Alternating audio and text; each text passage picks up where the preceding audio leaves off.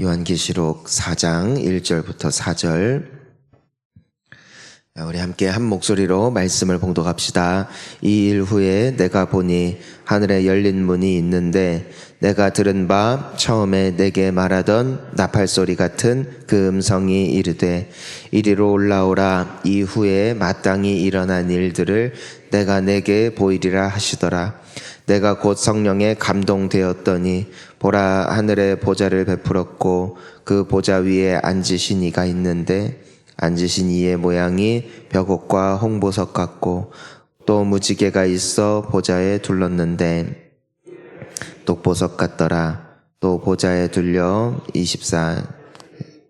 그 보좌들 위에 24 장로들이 흰 옷을 입고 머리에 금관을 쓰고 앉았더라. 아멘. 할렐루야. 우리 이 요한계시록은 그 반모섬에 유배되어 있던 그 예수님의 12제자 중 한 사람이었던 요한이 보았던 환상의 기록입니다. 요한은 이미 몸이 만신창이가 될 만큼 고된 고문과 또 역경 가운데 있었습니다. 그는 이미 나이가 80세, 90세 이미 먹을 만큼 먹은 사람이고 많은 그 예수님을 살아생전에는 보지 못했지만 이후에 그리스도인이 되었던 많은 젊은 또 성도들에게 또 그뿐만이 아니라 당시에 교회가 많은 핍박을 당하고 있었거든요. 또 교회마다 어려움도 있었고 또 그들을 위로하고 하나로 묶어지는데 마지막까지 역할을 했던 사도가 사도 요한이었습니다. 대부분의 사도들은 대부분의 예수님의 즉 제자들은 젊은 나이에 이미 순교를 당한 상태였기 때문에 끝까지 살아남았던 그 요한이 감당해야 할 역할이 굉장히 컸던 것이죠. 여러분, 일찍 순교를 당하는 것이 좋을까? 아니면은 오랫동안 나이 먹으면서 주님의 일을 하는 것이 더 좋을까? 좋고 나쁜 것은 없는 것 같아요. 다 하나님께서 뜻하신 대로 쓰시는 것이죠. 그런데 또 살아있는 사람의 입장에서는 살아내야 할 또 마지막까지 이 믿음의 경주를 완주해야 할 책임감과 또 부담감이 있는 것도 사실인 것 같습니다. 여러분이라면 어떻겠습니까? 나이가 90이 됐습니다. 그리고 내가 예수님을 믿는다는 이유 때문에 고문을 당하고 특별히 불로 지져지는 고문을 많이 당해서 몸이 이미 제대로 펴지지도 않는 상태 말입니다. 거기에서 더 나아가 아무도 없는 섬에 그 유배가 되어서 그 노년의 시기를 보내야 합니다. 물론 주변에 함께 그 유배를 당한 성도들이 있지만 더 이상 내 몸이 자유롭지 않아요. 이 모든 것이 무슨 이유였다는 것입니까? 예수님을 믿고 주님을 섬긴 적어도 눈에 보이는 결과였다라는 것입니다. 우리가 살아가면서 이와 같은 상황 가운데 우리가 설 때가 있습니다. 충성을 했고 끝까지 주님을 섬겼지만 적어도 내 눈에 보이는 현실이 결코 내가 꿈꿨던 것과는 다른, 또 남들이 보았을 때 부러워할 만한 모습이 아닐 수도 있는 모습 말입니다. 하지만 사도 요한은 단 한 번도 그의 서신서에 있어서나 그의 삶에 있어서 예수님을 따랐고 또 예수님을 사랑했던 그 모든 순간을 단 한순간도 잊어본 적도 후회한 적도 없습니다. 우리가 알고 있는 요한복음도 그가 나이가 지긋하게 들어서 늙은 나이에 썼던 복음서였어요. 하지만 요한복음 얼마나 복음의 정수를 꿰뚫고 있습니까? 그리고 그가 10대 소년이었을 때 처음 예수님을 만났던 그 순간을 얼마나 그 수십 년이 지난 이후에도 생생하게 기억하고 또한 기록하고 있는지 우리가 그 복음서를 보면서 잘 알 수 있죠. 그는 한 번도 예수님을 놓치지 않았어요. 아니, 그는 믿음을 지켰던 것입니다. 사랑하는 성도님 여러분, 믿음을 잘 지키시기를 축복합니다. 믿음은 지켜내야 되는 것이고 때로는 그 믿음이 흔들리는 순간이 우리 모두에게 찾아오더라는 것이죠. 하지만 마지막까지 달리는 자가 최후의 승리를 얻게 되어질 줄 믿습니다. 이제 이 요한이 그러면 밤모섬에서 뭘 했을까? 그의 주된 업무는 기도였어요. 그는 그를 그려내는 사파가 그리고 그를 기억하고 추억하는 함께 밤모섬에 있었던 또 그를 종종 방문했던 성도들의 오랜 기록에 따르면은 그는 머리에 이마에 혹이 있죠. 그는 바위에 몸을 기대고 그리고 늘 기도했던 사람이었습니다. 무릎을 꿇을 수가 없는 것이죠. 팔을 짚을 수도 없는 것이죠, 땅에. 왜냐하면은 그의 몸은 이미 만신창이가 되었기 때문입니다. 하지만 그는 이마를 지탱하여 그의 몸을 주님 앞에 엎드리고 그리고 주님 앞에 늘 기도했던 사람. 그는 마지막까지 기도의 끈을 놓지 않았던 사람이에요. 그가 신앙의 의지만으로 견딜 수 있던 것이 아닙니다. 우리가 믿음의 경주를 싸워야 한다고 하지만 우리의 의지만으로 이 믿음을 지켜야 하는 것이라면 우리의 인생은 참으로 끝이 없어 보이고 믿음을 지킨다는 것은 거의 불가능에 가까워 보이는 것 같습니다. 하지만 사도 바울이 마지막까지 그 믿음을 놓치지 않았던 이유, 사도 바울과 같이 정말 그 한때 잘 나갔던 사람 역시도 마지막까지 세상과 타협하지 않고 그 길을 갈 수 있었던 유일한 이유, 그 힘의 원천이 있었다라는 것이죠. 그 힘은 오직 기도에 있음을 믿습니다. 기도해야 살고요. 기도해야 믿음도 지킬 수 있다는 것입니다. 오늘 이 새벽에 나온 우리 역시도 몸부림을 치고 있는 것이겠죠. 하지만 이 몸부림으로 말미암아 주님이 오늘도 우리에게 새 힘을 주실 줄 믿습니다. 그가 간절히 기도하는 가운데 그는 7 교회에 보내는 예수 그리스도의 편지를 그는 기록할 수 있었습니다. 그리고 그 모든 편지가 끝난 후에 오늘의 말씀이 또한 기록이 됩니다. 우리 함께 1절 말씀을 다시 한번 읽어보겠습니다. 시작. 이 일 후에 내가 보니 하늘에 열린 문이 있는데 내가 들은 바 처음에 내게 말하던 나팔소리 같은 그 음성이 이르되 이리로 올라오라. 이후에 마땅히 일어날 일들을 내가 내게 보이라 하시더라. 아멘. 자, 이 일 후에, 그러니까 그 편지가 다 쓰여진 후에 또 보니까 하늘에 열린 문이 있었고 또 그 음성이 들렸다. 자, 무슨 뜻일까? 사도 요한은 예수님께서 7 교회에 보내주시는 그 편지를 받아 적은 이후에도 그는 계속해서 무엇을 이어갔다. 그는 환상에 빠져서 또 그 신비한 체험이라는 그 엄청난 기억에 빠져서 사람들과 함께 이야기를 하고 그것에 대해서 자랑하고 그것에 대해서 또한 기억하고 묵상하는 데서 그친 것이 아니라 그는 계속해서 기도했다. 여러분, 우리가 뭔가 하나의 일을 성취하고 뭔가 하나의 응답이 이루어지면 많은 사람들이 기도의 자리를 떠납니다. 왜냐하면 내가 그 일에 응답을 받았기 때문이라는 것이죠. 하지만 오늘 적어도 요한의 모습을 보면은 그는 그 엄청난 응답, 엄청난 일들을 그 환상으로나마 눈앞에 보았고 또한 그 음성을 들었음에도 불구하고 거기에서 그치지 않고 그는 또다시 기도의 자리 앞에 섰다는 것이죠. 끝까지 기도하는 자에게는 어떤 일이 있는가? 오늘 이 요한의 모습과 같이 또 응답이 있습니다. 오늘의 응답이 끝이 아니라고요. 오늘 나의 기도 제목이 끝이 아니라고요. 우리 인생에는 끊임없이 펼쳐져 있는 계속해서 주어지는 숙제가 있는 것 같아요. 하지만 그 숙제를, 그 문제를 계속해서 해결할 수 있는 능력이 주님께 있음을 믿습니다. 지금 나의 나된 모습에 만족하는 성도들이 아니라 더 크고 놀라운 주님의 일하심을 기대하며 사모하며 계속해서 이 기도의 끈을 이어나갈 때에 아직까지 우리의 삶 가운데 계속해서 남아있는 그 모든 문제도 주님의 은혜로 말미암아 반드시 해결될 것이고 우리는 그 답을 찾게 되어질 줄 믿으시기를 바랍니다. 자,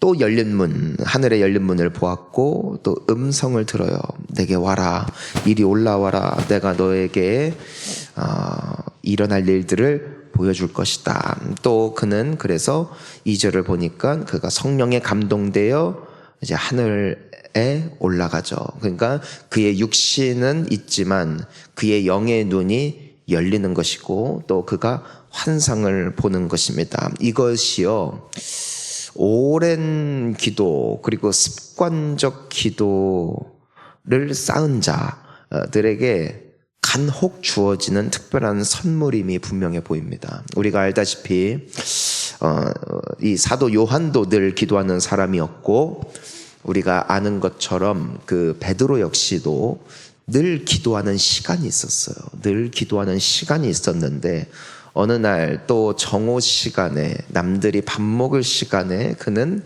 기도했죠. 기도하는 가운데 환상을 봅니다. 무엇이었습니까? 하늘에서 보자기가 내려왔는데 그 보자기에 여러 각종 짐승이 있는데 유대인의 정결법상 더러운 짐승들도 있었고 하늘에서 음성이 들리죠. 일어나 먹어라. 그러자 이제 베드로가 반문했고 못 먹습니다. 그러면서 하늘에서 하나님께서 깨끗하다 하신 것을 더럽다 하지 마라. 이것을 3번 본 뒤에 이 베드로가 환상에서 깨어납니다. 자, 그러니까 그가 기도하는 중에 봤어요. 또 이 환상이 누구와 직결이 되냐면은 우리가 알다시피 로마의 백부장이었던 고넬료. 그는 예수님에 대해서는 잘 모르지만 하나님을 경외하는 사람. 그래서 그는 사람들에게 선한 영향력을 끼치는 인생을 살았을 뿐 아니라 그는 날마다 뭐 했다고 기록되어 있냐면은 기도했다. 늘 기도했다. 어느 날 고넬료도 기도하는 가운데 하나님의 음성이 들리죠. 하나님의 음성이 가서 그 베드로를 초청해라. 가서 베드로를 초청해라. 그에게서 너가 그토록 기도하고 구했던 복음, 예수 그리스도의 그 복음에 대해서 들을 수 있을 것이다. 그 음성이 들리고 그 종들을 보내잖아요. 그 종들을 보내잖아요. 그때 하나님께서 마침 기도하던 베드로에게 그 환상을 보여주심으로써 이전 같았다면은 베드로가 이방인이 함께 보자고 했다면은 절대 보지 않을 만큼 골수 유대인이었음에도 불구하고 그 초청에 응하여 고넬료의 집에 방문하고 그에게 복음을 전했던 이유는 그 환상을 보았기 때문입니다. 그리고 그 말씀을, 복음을 전하는 중에 성령께서 내려오셔서 고넬료와 더불어 그의 집에 초청되었던 친구와 모든 가족들이 성령 충만하게 되어지는 사건, 그래서 이방인들에게도 구원이 임했다라고 고백했던 사건이 일어나게 되는 것이죠. 이 모든 것이 어떻게 일어났다? 환상을 통해서, 음성을 통해서. 하지만 그 모든 것은 어디로부터 시작됐다? 매일 일어나는 일이 아니었다. 오랜 시간 쌓은 기도, 오랜 시간 쌓은 그 기도의 제단에 여호와의 불이 임하는 것이죠.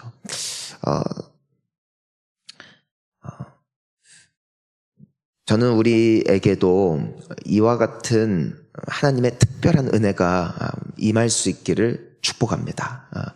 모두에게 임하는 것은 아니지만 우리에게도 임할 하나님의 이 특별한 은혜.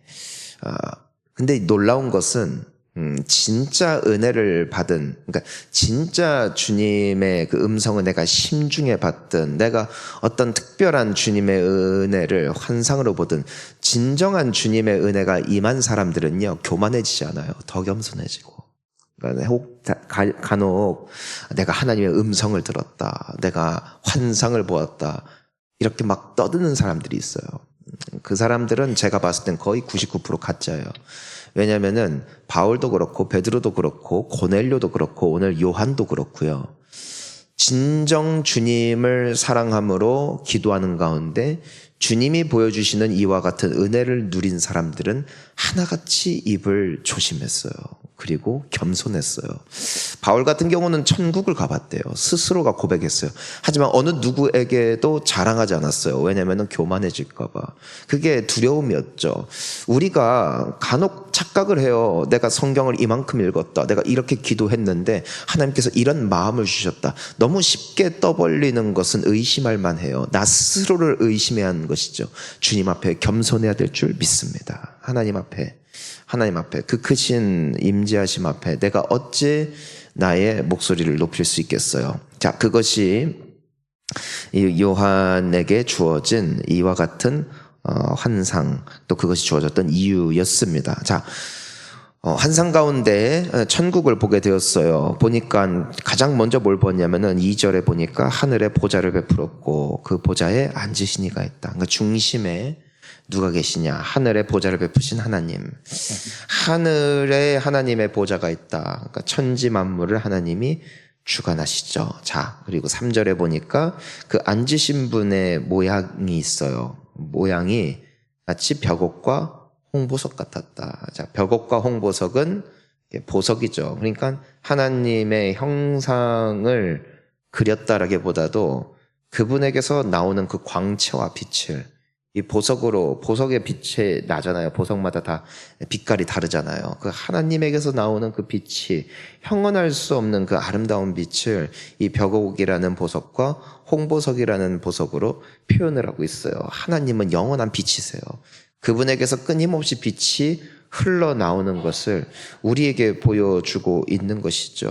우리는 빛이 아닙니다. 주님이 빛이세요.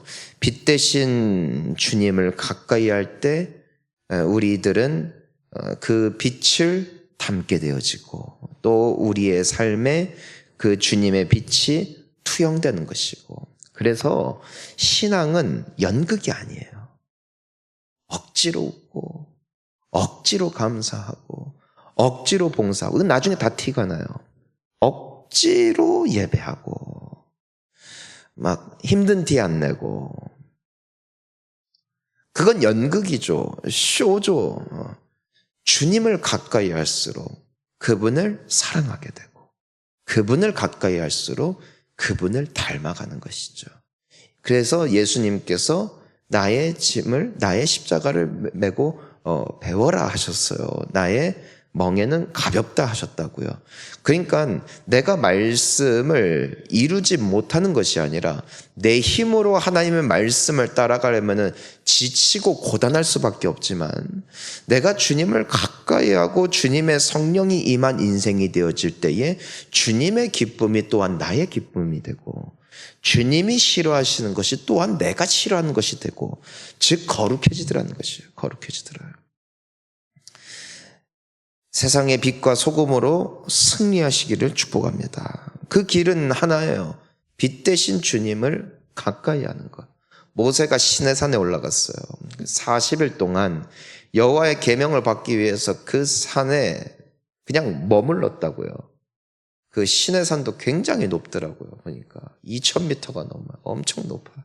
근데 오늘날에야 차 타고 어느 정도 중간 지점까지 가서 거기서부터 올라갈 수 있지만 밑에서부터, 게다가 시내산은 완전히 다 바위산이란 말입니다. 거기에 들짐승들도 있고 얼마나 그 올라가는 여정에서부터 얼마나 힘이 들었겠어요. 게다가 모세는 이미 80세가 넘었는데 얼마나 고단한 여정이었겠어요. 하지만 40일간 주님과 독대하잖아요. 독대 했더니 그가 내려올 때 사람들이 그의 얼굴도 못 볼 정도였대요. 빛이 나서. 물론 우리에게 직접적인 하나님의 빛이 막 비치는 현상까지는 없겠지만 오늘날도 정말 기도하는 사람들, 정말 주님을 가까이 하는 분들을 보면은 그분의 인격과 성품과 말의 입에 나오는 그 입술과 그 얼굴에서 비쳐 나오는 그 아우라 자체가 달라요. 다르다고요.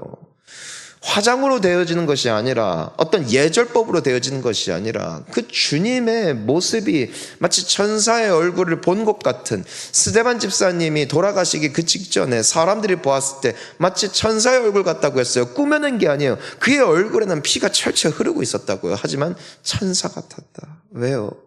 그 주님을 만나게. 주님. 우리의 가정과 우리의 직장에서, 우리가 다니는 학교에서 이와 같은 선한 영향력이 흘러갈 수 있는 유일한 길, 그분을 만나는 길인 줄 믿습니다. 자, 그게 이제 주님이세요. 빛이세요. 그분 빛. 자, 또 보니까 그 주님이 계시는 그 보좌에 빛이 나오는데 그 주변에 뭐가 있다고 되어 있냐면 무지개가 있다. 그 무지개의 모양이 녹보석 같았다. 이 또한 빛이죠. 자, 무지개. 하나님의 보좌를 무지개가 둘렀대요. 무지개는 무슨 상징이에요? 언약이라, 언약. 어떤 언약?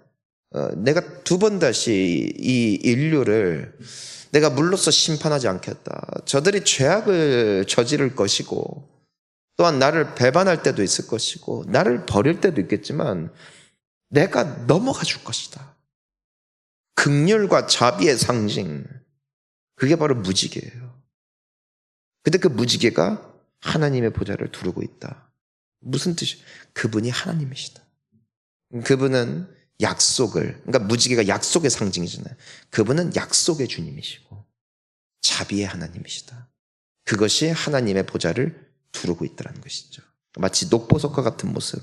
우리는 그릴 수 없어요. 사도 요한 역시도 인간의 언어로 그리고 그가 알고 있는 것으로 그분을 표현하려고 하니까 근데 표현할 길이 없는 거예요. 왜냐면은 영적 세계잖아요. 어떻게 다 그거를 표현을 할 수가 있겠어요. 우리가 눈에 보이는 것도 만약에 이 서산 본향교회 본당을 한번 글로써 표현을 해보세요. 여러분은 뭐라고 표현하실 것 같아요? 다 각자 다를 거예요. 각자 표현법이 다를 거라고요.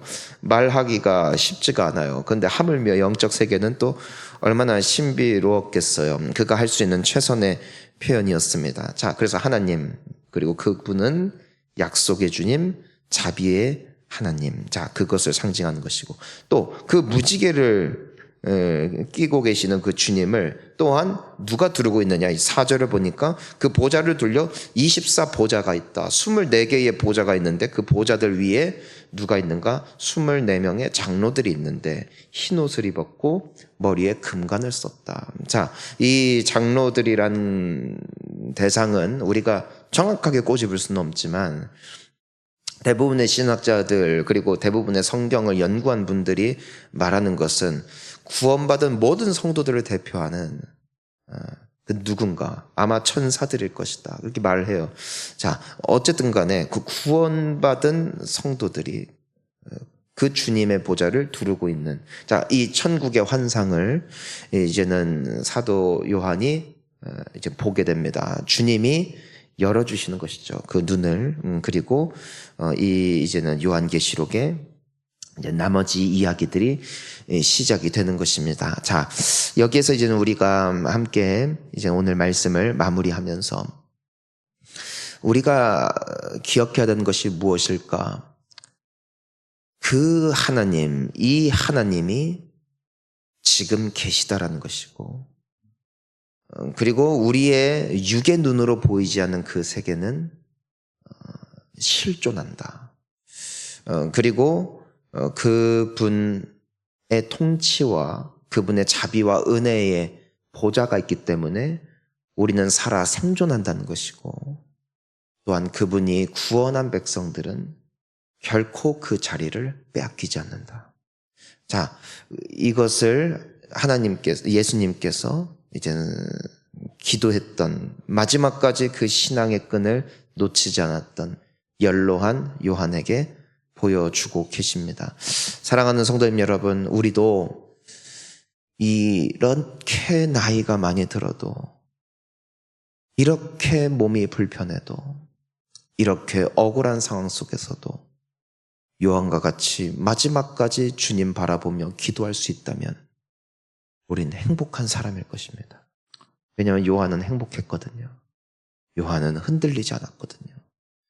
그리고 주님은 선물을 주셨어요. 그게 요한계시록. 요한계시록은요, 요한이 쓰지 않았어요. 그는 말할 뿐 옆에서 적어줬죠. 그리고 그 글이 오늘날에도 우리에게 남아있고 또 우리는 그로 인하여 은혜를 얻고 있죠. 그 귀한 은혜가 우리와도 함께 할 수 있기를 예수님의 이름으로 축복합니다. 우리 함께 기도하시겠습니다.